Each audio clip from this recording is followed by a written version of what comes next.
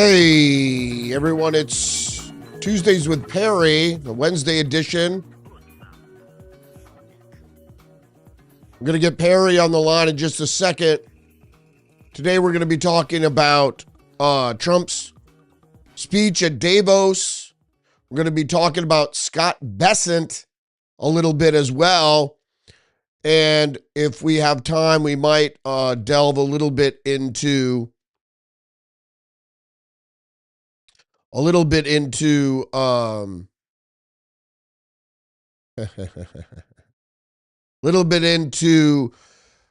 Miss Spamberger there in Virginia. So first, we're going to play a little bit of Trump's speech. This is from a report here from India. So before we get Perry on the line, I'm just going to play this for you right now. Okay. And people's savings. People are doing very well. They're very happy with me. Since my inauguration, we've lifted more than 1.2 million people off of food stamps, and after 4 years in which Biden secured less than $1 trillion of new investment in our country. Think of that, $1 trillion, substantially less than that. In 4 years, we've secured commitments for a record-breaking $18 trillion, and we think when the final numbers come out, they'll be closer to $20 trillion of investment. That's never been done by any country at any time, not even close. Just over 1 year ago, under the radical left Democrats, we were a dead country. Now we are the hottest country anywhere in the world.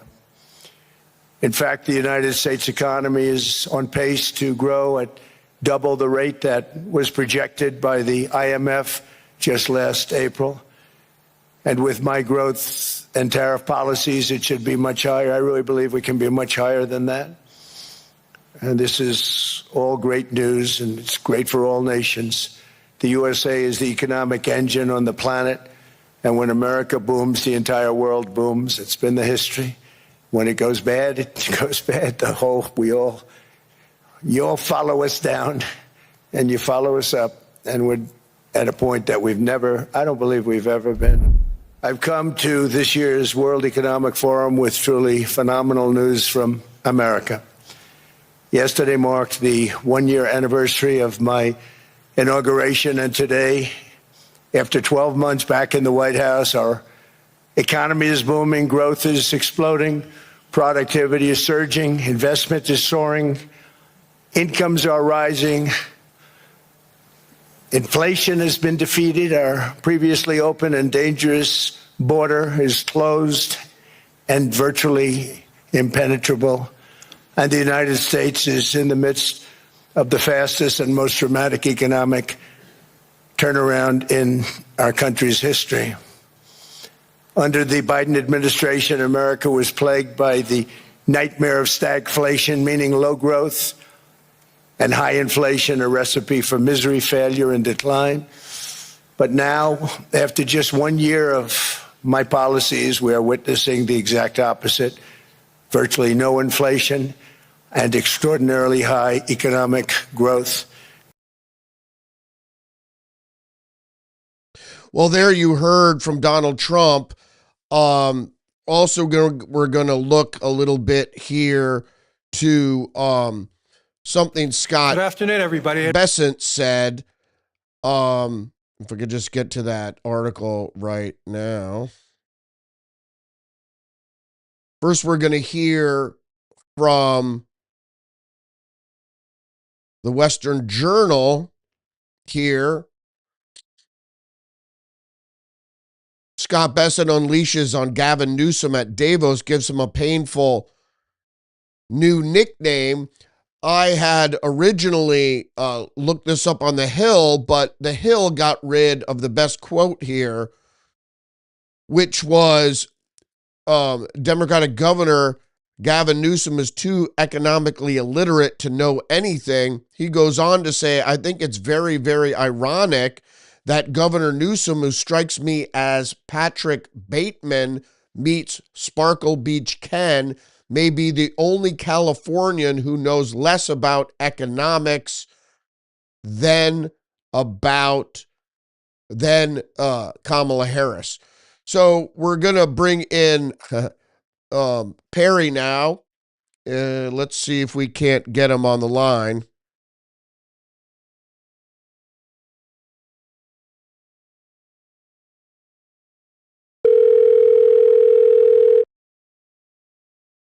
There he is. Hey Perry, are you there, my friend?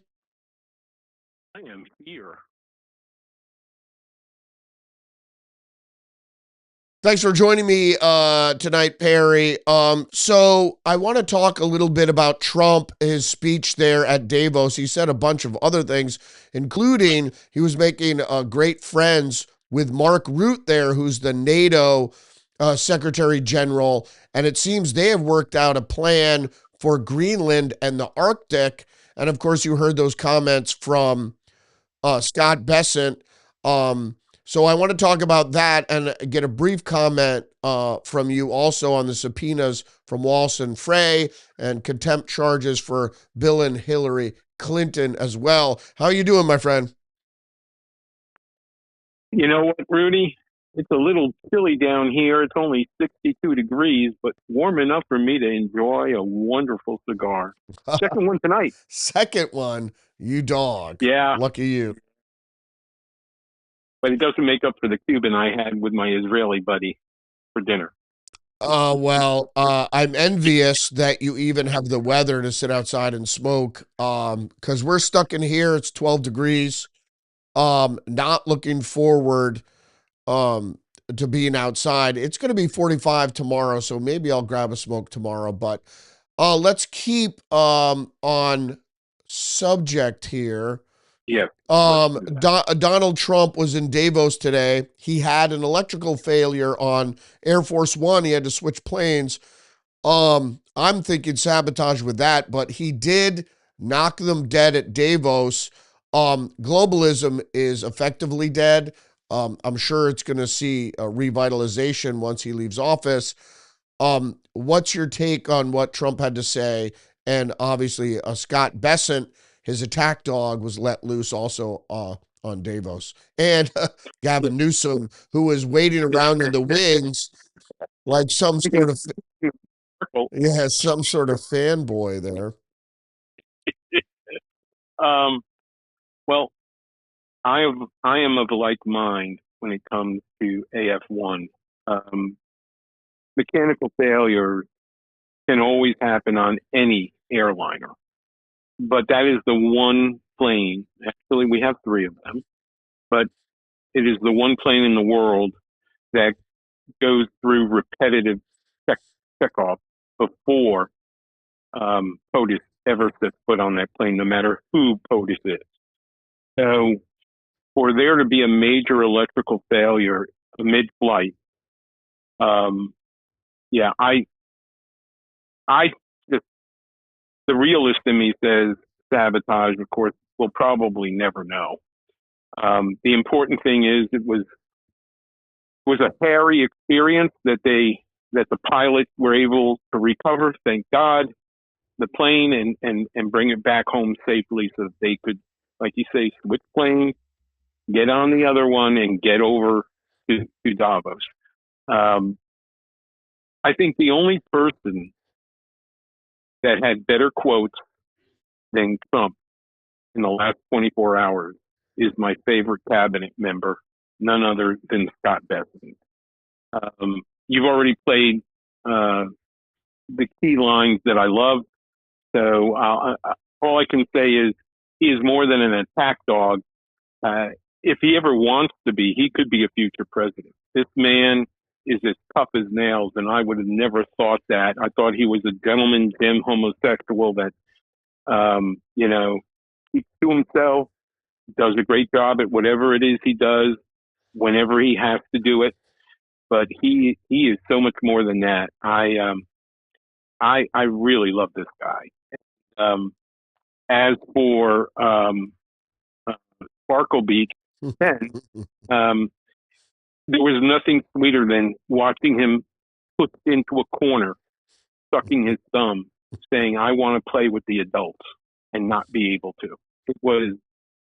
It really is a great time to be an American, and especially to be a conservative American, because we really do have an incredible team running the executive portion of the government. And getting to Trump, look, it's come to the point now where I expect no less from the man. He never disappoints. He's always on point, and he has when it comes. I'm talking about politicians. When it comes to calling people out, and I'm talking about world leaders. When it comes to calling people out, he's not afraid to do it, as he told Marky Mark from Toronto. Watch your step, boy. And the important things that came out of the last 48 hours is he won. To take one of his lines from 8 years ago, he won bigly. He got everything he wanted. They were saying, "Well, we got 90%, which is great." No, Trump got everything he wanted. We're going to plant our flag on Greenland, whether it is we're given a 99-year lease like the British were given for Hong Kong, or whether we're given proper long-term ownership, or we have our flag next to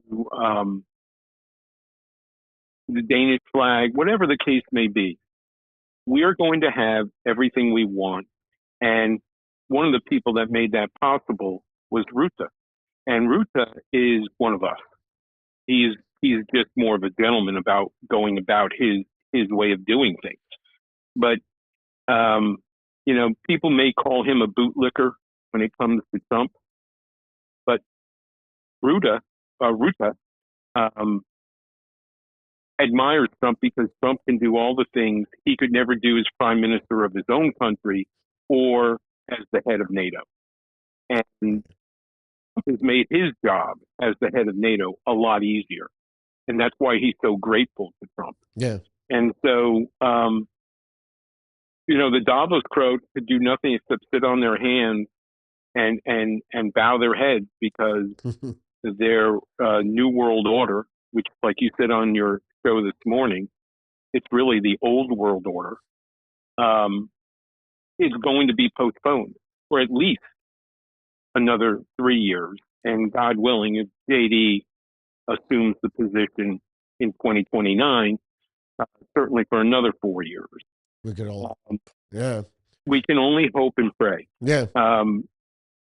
It was a great time. Yeah, I thought you brought this up, and I thought it was very important that Scott Bessent, indeed, I was thinking about this today, could be considered for higher office. That would be certainly very interesting. He's got the intellect for it. So I have to agree. Yeah. Not only has the intellect, and this is the point I made earlier in our conversation tonight. He's got the balls. Yeah. He's a lot nicer about it, but he's tough as nails. He's just like Trump. Yeah. And that's the one thing I'm noticing about this entire cabinet, whether it's Wright, who's the head of energy, or whether it's Bessent, the Treasury. And by the way, he's wearing several hats. Or Marco, yep. Or JD. JD is being put out there as much as possible because he's the heir apparent. And none other than Marco has said, he's got my endorsement. I want him to be the nominee. And so Moody's a senator. Pam Bondi, with all the hiccups he has made, he's tough as nails.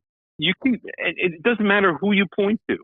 They know they're down to 3 years now and counting. and they are going balls to the wall to make sure every part of the Trump agenda is achieved. Yeah. And that's the beauty of all this. You know, we're the number one economy in the world. We are acting like the number one economy in the world, and we're telling our friends as well as our foes, get on the Trump train or be run over by steel. Right. And that's what every one of these people, and I think that's why Besant was there. Yeah.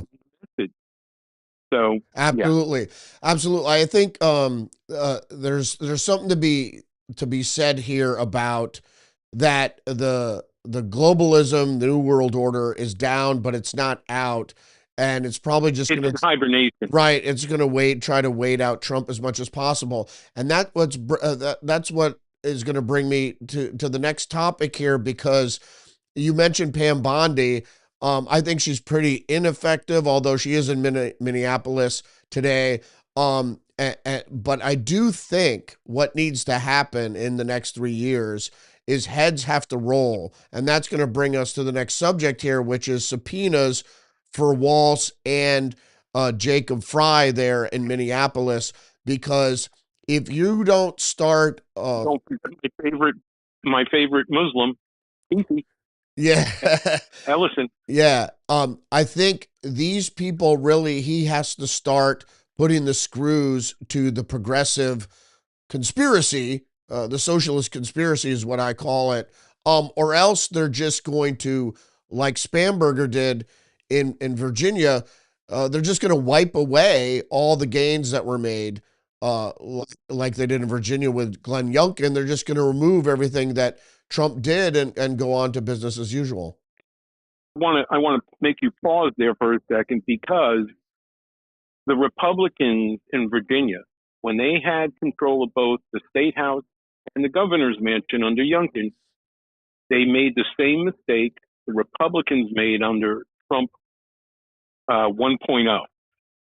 They let his EOs stand on their own instead of codifying them into legislation so that they could be signed into law. And they had the opportunity for the first 2 years, actually, I think all 4 years, but certainly the first 2 years of Youngkin's governorship, take all the EOs that he put into place within his first month of being in office. They could have codified it. They chose not to. And now, as you just said, it's been in the first day in reverse. Right. And if the Republicans in Congress do not take notice of this, and all of us, Rudy, are really getting tired of having to repeat ourselves to one another. I'm listening to Thune tell me how it's been one of the most productive sessions of Congress in the first year of Trump's administration in recent history. Really? I don't know what the hell you're smoking, chum, but those of us here in the hinterlands are looking around at all 200 plus EOs and wondering when you're going to get around to dealing with that, when you're going to get more federal judges passed, when you're going to insist that the budget be pushed forward. Yeah. I don't see any of this happening. So don't tell me how productive you've been, because you haven't been. Yeah. Let's reel it back to Minnesota though. The subpoenas for Walz and Frey is really conspiring to for and elicit their constituency to obstruct law enforcement. They're right now serving subpoenas to get emails and other documentation to support these charges. We know Tim Walz, the Chinese agent, is kind of washed up. But what's your take on prosecuting them and contempt charges for Bill and Hillary Clinton? I think we have to certainly, as you said, we have to codify some of the EOs and pass legislation. But I think as much as possible, we have to go after the socialist system, the conspiracy itself, and try to break it up as much as possible. So what do you think about these subpoenas and contempt with the Clintons? Well, they couldn't come soon enough. Um, you know, I am sick and tired of watching these clowns get in front of the lame brain media talking head shows and tell me how they love, you know, all their neighbors and how this is all about protecting our neighbors.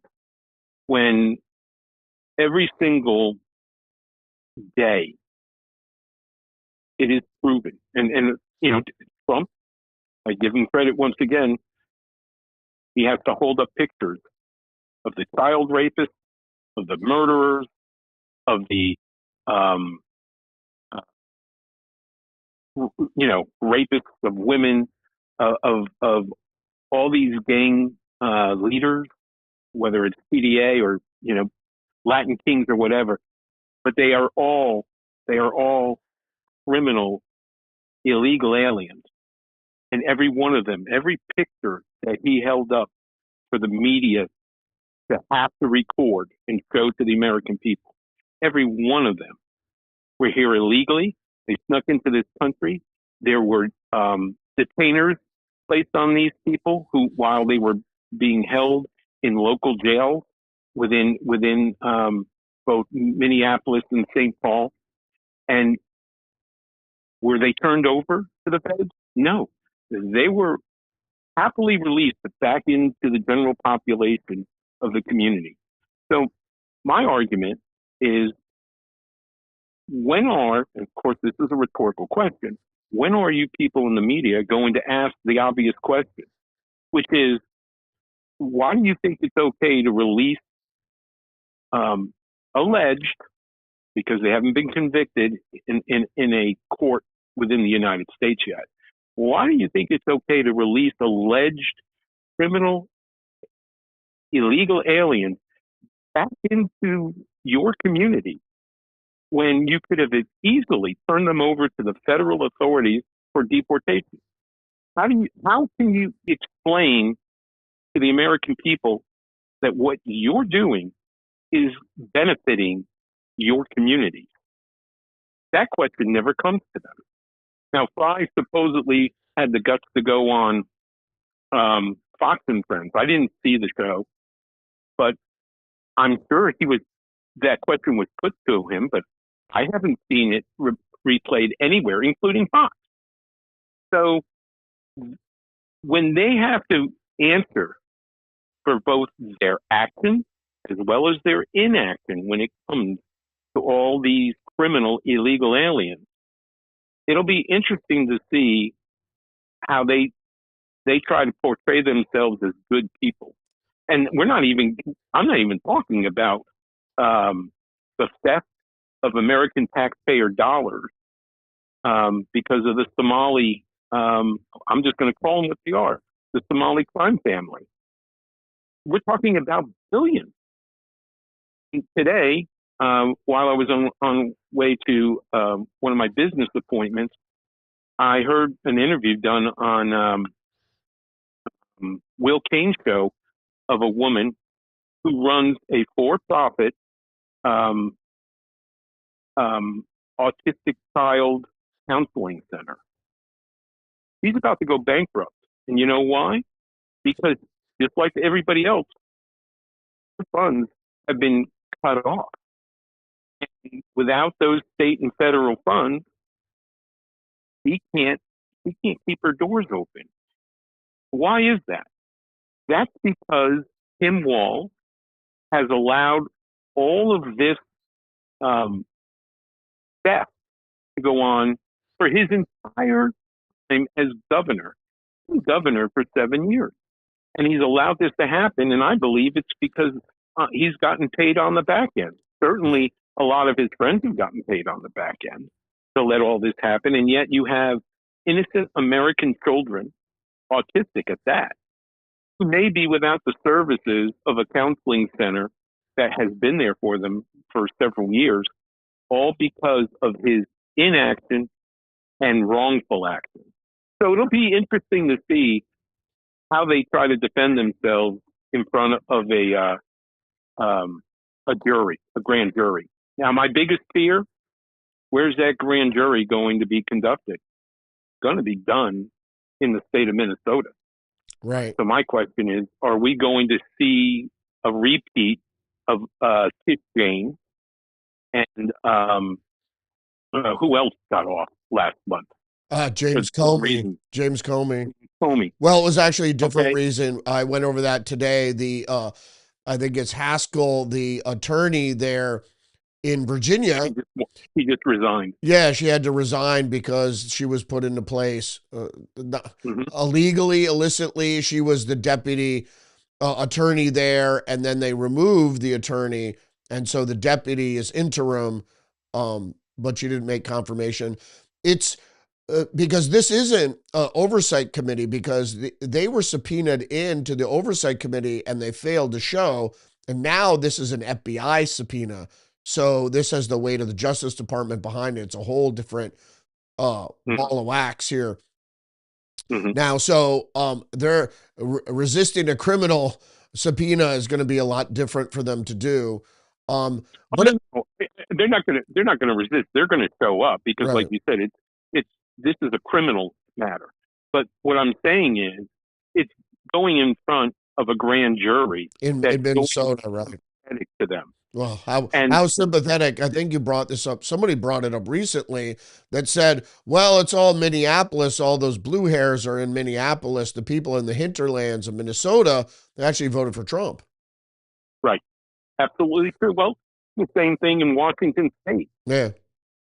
Yeah, absolutely. Everything to the east of King County, which is Seattle, they're all Trump country. Yeah. But we know that. Yeah. Look, this is the reason why the Democrats over the past 60 years have focused on growing the size of the city, because that's where their power structure is. Right. It's all about numbers. Yeah. And so that's my concern, is that Fry and Walt are gonna walk, or might walk, because they're going to have political sympathizers as members of a grand jury. Yeah, well, we'll see if they have enough evidence even to bring charges. I want to stay on Walsh just a second. What broke today also was that it was leaked that the Harris campaign not only asked Governor Shapiro if he was an agent for Israel during the vetting for a vice presidential candidate, is that they asked Tim Walsh if he was an agent for communist China, which we all know he was. But what do you think if you were asked if you were an agent of communist China and you were like Eric Swalwell and you'd been compromised, would you even admit it? Well, now we're not talking about meaning years ago, but now you can't get away with that. It's a crime if you conduct yourself on behalf of a foreign power and don't disclose that information. But, to ask Walt, were you ever an agent of the CCP? He could legitimately answer no, and not be considered for perjury, because we're talking about his behavior from decades ago. He's an old man now. Yeah. We're talking about, years ago, before he even became an educator. And becoming an educator when he was teaching in communist China.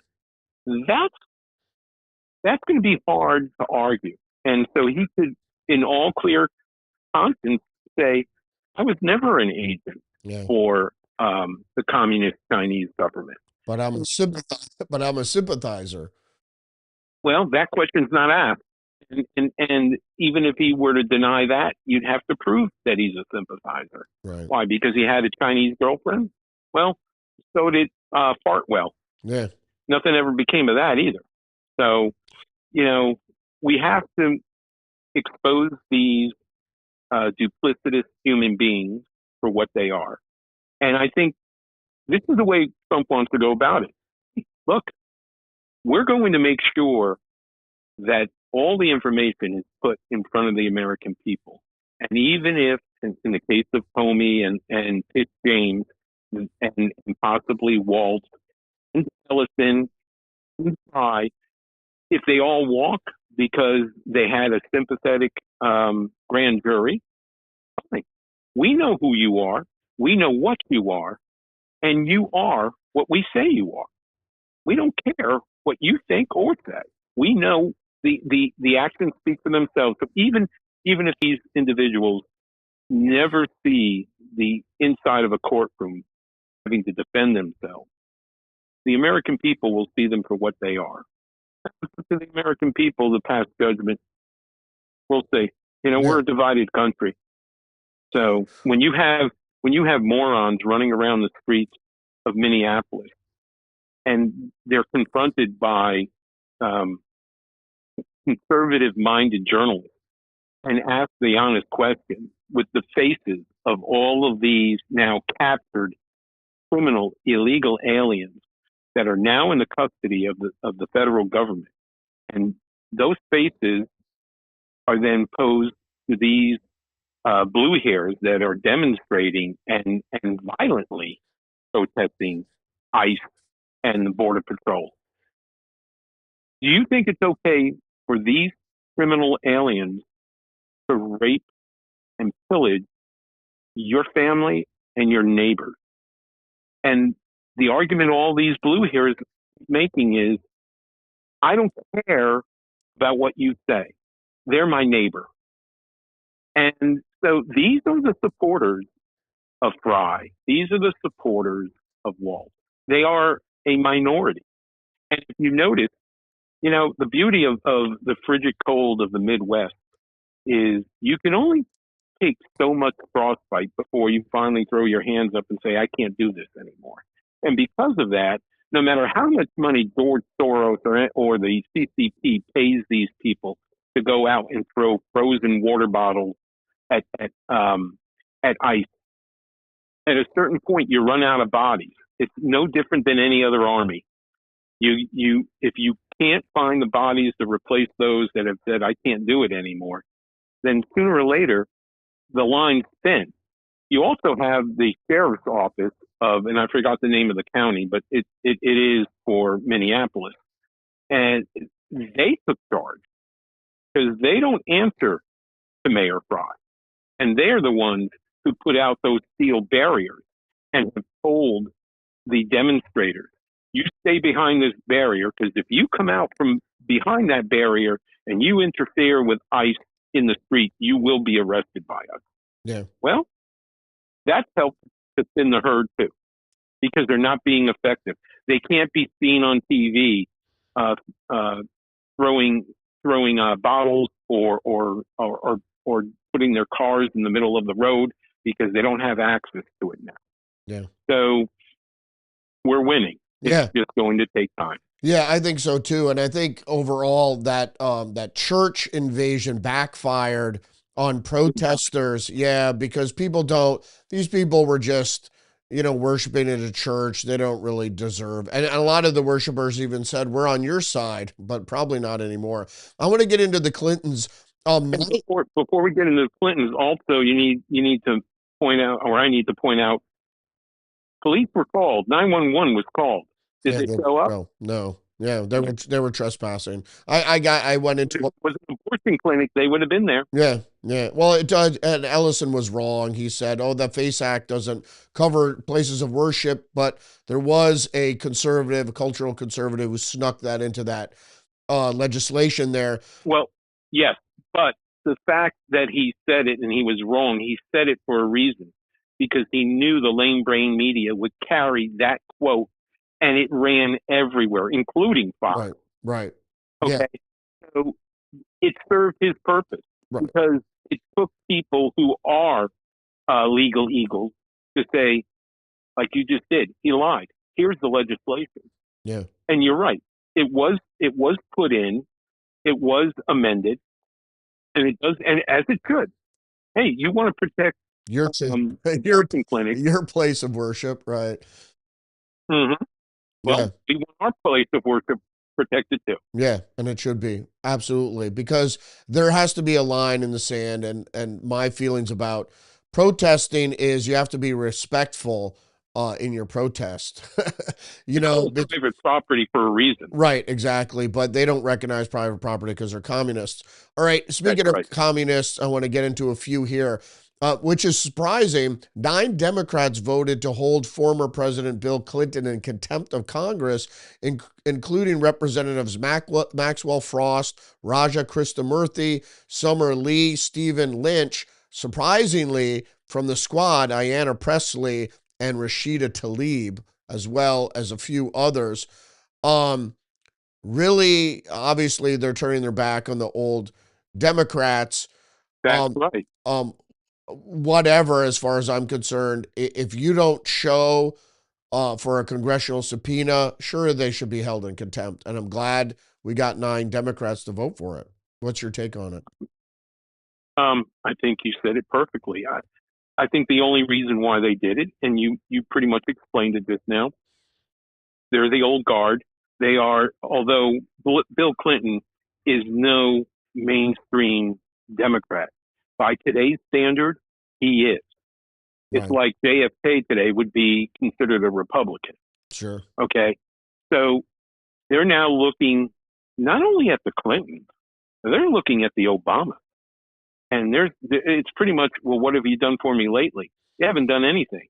And let's not forget, it was under Bill Clinton that the 1994 Crime Bill Act that Joe Biden, I don't know if he co-authored it, but he certainly supported it, was written and signed into law. And all of these ne'er-do-wells, the blue hair group, they haven't forgotten it any less than we conservatives have forgotten that point. So to them, first of all, he's a has-been. Secondly, he's in his 70s. And last and most importantly, he's a blue-eyed white boy.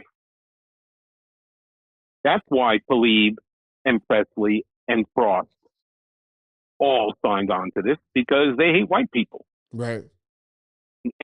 Bill and Hillary Clinton are considered part of the power structure of the Democrat Party of 30 years ago, and they don't want to be reminded of that. Absolutely. So why? Yeah. That's why they supported it. Absolutely. And I hope something happens to them. They do. I mean, Hillary Clinton got off with heinous crimes, as far as I'm concerned. I think She got away with treason. yeah, she was engaged in espionage for sure. Bill, I will never forgive that woman yeah, anything, but especially for Benghazi. yeah, I will never forgive her for the lies that she spread, nor the state secrets that she sold in order to enrich both herself and her husband while she was Secretary of State. yeah, The only reason that private server that was in their Chappaqua, New York home was considered legal is because Barack Hussein Obama signed off on it. right, He knew what was going on. yeah, He didn't care. I'm sure he was getting his vig too. probably because it was an election. How did he buy that house in Hawaii? Yeah. The most expensive land Yeah. in the entire country. And at the same time, simultaneously buy that mansion in Martha's Vineyard. Yeah. It wasn't from a book sale. He made money somehow. Yeah. Nobody seems to ask how much meaning the Obamas, how much they're really worth. How they go from being an organizer family to first family being multi-millionaire. Yeah. Let's take that segue. We got a few minutes left and talk about Ilhan Omar. Apparently, they went from being dead broke to now being $30 million richer. It's not the Paul Pelosi, it's not the winery. How did they get $30 million? And you think it's part of this graft, this kickback from the state aid, the federal aid fraud? Well, that's what I want to see.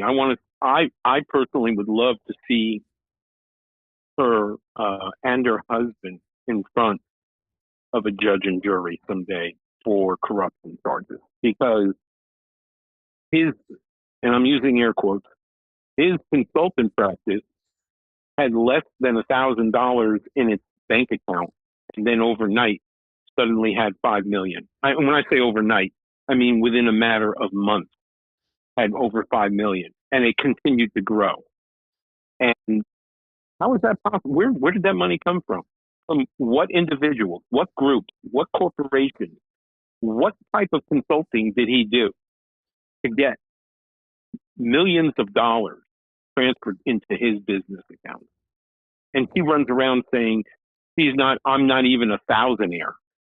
Yeah. Oh, okay. So in other words, you don't have community property with your husband because you're a Muslim. Therefore, as a Muslim woman, you consider yourself the property of your husband. That's why you don't have anything? Really?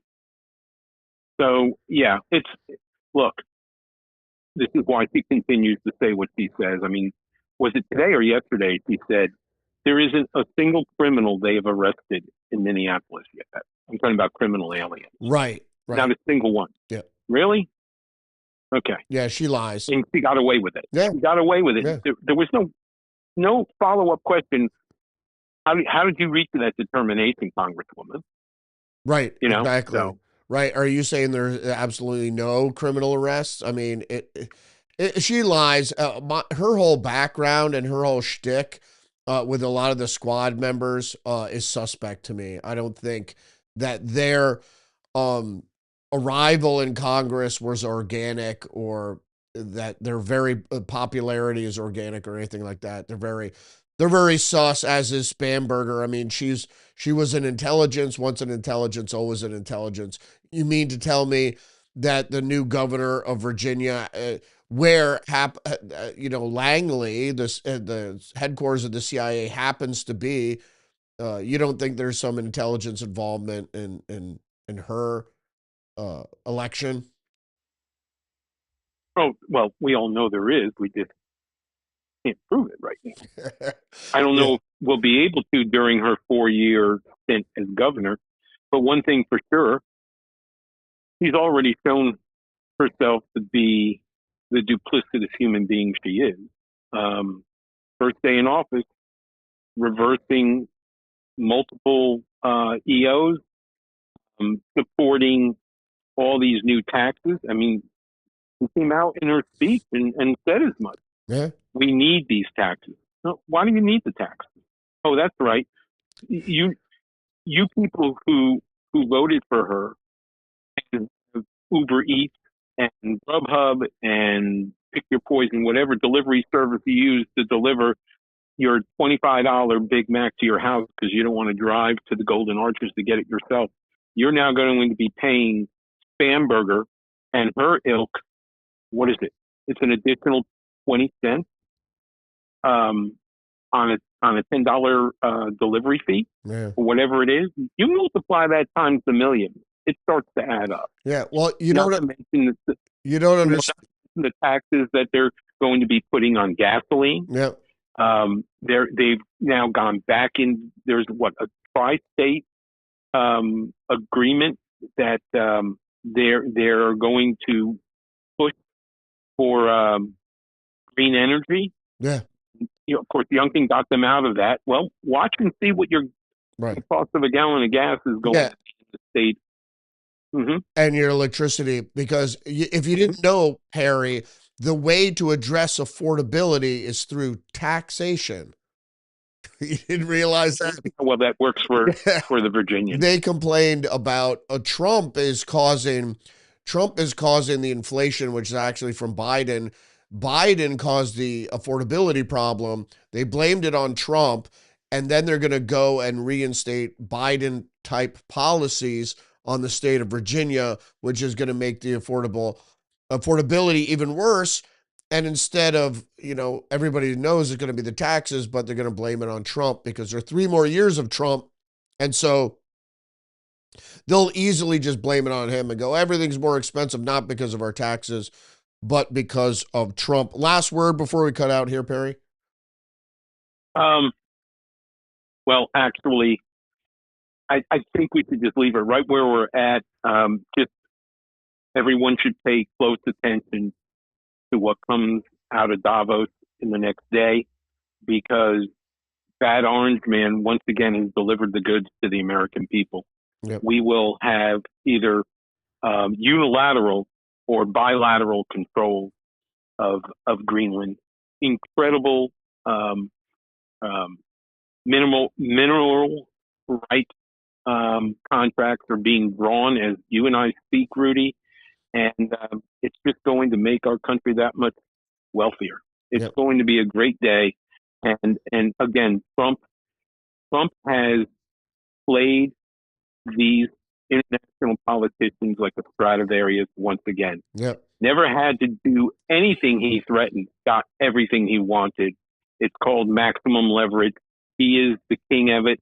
And I suggest if your viewers have never read his book, Art of the Deal, Read it. you really should. Yeah, because he used it. It's the modern day Sun Tzu, Art of War. Mm-hmm. And it was meant to be. And you would get a little insight into how he does things. Thanks for joining me today, Perry, tonight in this sort of impromptu Tuesdays with Perry on Wednesday. And we'll see you next week. A special edition. We'll see you next week. Okay, brother? Sounds like a plan, Rudy. Try to stay warm, okay? Yeah, thanks. See ya. Take care, buddy. Bye. Bye. There goes Perry. Episode 134 of Tuesdays with Perry, where we talked about what's happening there in Davos. Talked about subpoenas for Tim Walz and Jacob Fry, and contempt charges for the Clintons. So we'll be watching those stories. Join me tomorrow and every day, Monday through Friday, 10 a.m. live stream on Rumble. Join us every Tuesday night, 9:15 or so live stream, Tuesdays with Perry. Thanks for joining us tonight. Peace out.